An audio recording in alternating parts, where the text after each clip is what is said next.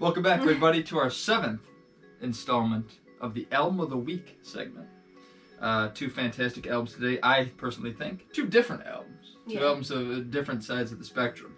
Mm-hmm. Let me hit y'all with mine first. Mine is the 5th studio album, 1971, album by The Who, titled Who's Next? To me, this was always my favorite album, in battle and cahoots with Quadrophenia, another classic of an album by The Who. But Who's Next always had sentimental value from my parents passing it down. This album featured a lot of songs that were supposed to be on the follow-up to their 1969 rock opera titled Tommy. These songs that were on Who's Next were supposed to be featured on the sequel to that rock opera titled Lifehouse. This was going to be sort of the continuation of the critically acclaimed album Tommy that was considered rock's first rock opera. So that kind of fell through. A lot of these songs that were meant for Lifehouse, after the whole project was just sort of scrapped, and they said, we're not going to put all the work into making a sequel to that rock opera. Let's just condense it a little bit, cut it down, and just make a fantastic LP in Who's Next. This song features some of the band's most critically acclaimed songs, like Baba O'Reilly, Bargain, Won't Get Fooled Again, and Behind Blue Eyes, those also being probably my favorite songs on there. I've always had an attachment to songs Behind Blue Eyes and Won't Get Fooled Again because of just listening to them over and over in my parents' car. So this album has huge significance for me. There is a little tidbit here.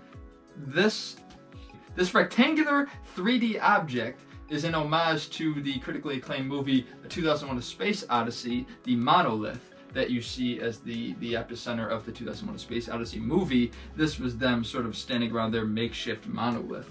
So I thought that was a really cool addition to the album cover. I think it's a super iconic album, and my favorite songs would be Baba O'Reilly, Bargain, Behind Blue Eyes, and Won't Get Fooled Again.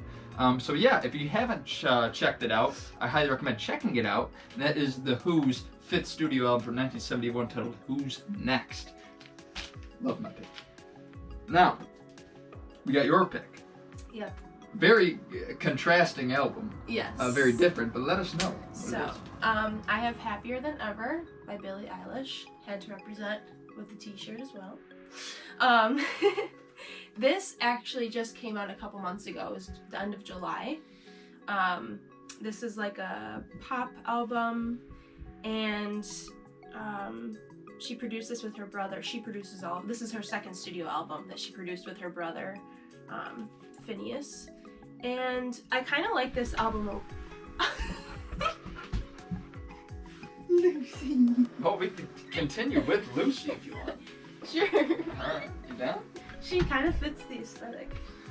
Alright, so continue your explanation as we have my dog going nuts.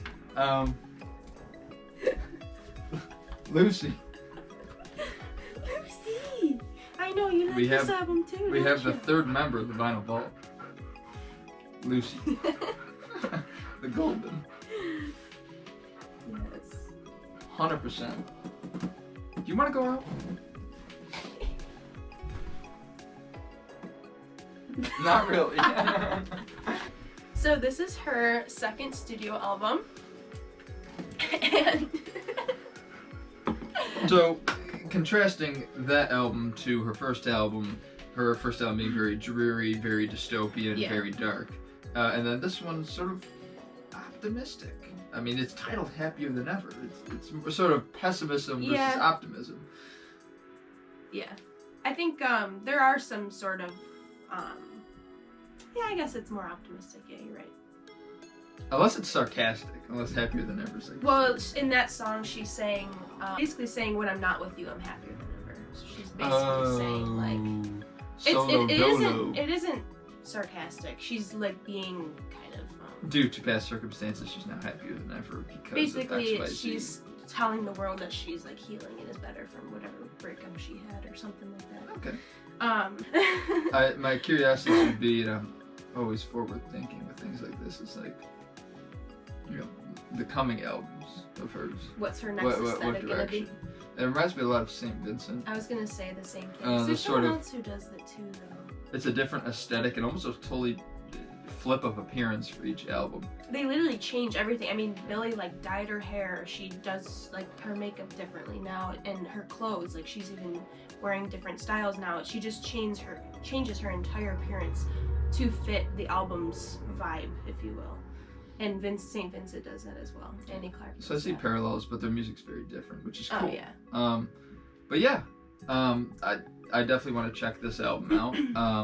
I think it's a good direction for pop music. I think pop music has sort of taken a sour turn, but I think if she's at the forefront of the pop music genre, I think it's in good hands.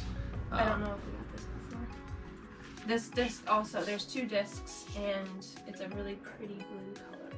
That is really cool. That may be one of the coolest discs. But you mix that with the brown. I love that. Yeah. It's perfect. It's literally it's like this blue is like her eyes, and then because like her eyes are like this beautiful blue color. I love this whole look. Yeah, I think this album is fantastically packaged and marketed. I definitely want to listen to it in its entirety. But yeah, those were our albums of the week. I have Who's Next by The Who. And Gina Lee's has Happier Than Ever by Billie Eilish. If you haven't heard these albums, I highly recommend you check them out. And if you have, let us know what you think of them. That's all for our album of the week. Like the video, comment what you're listening to right now, and subscribe if you want to see more content like this. Tim from the Vinyl Vault, we got Gina Lee's, and see you later.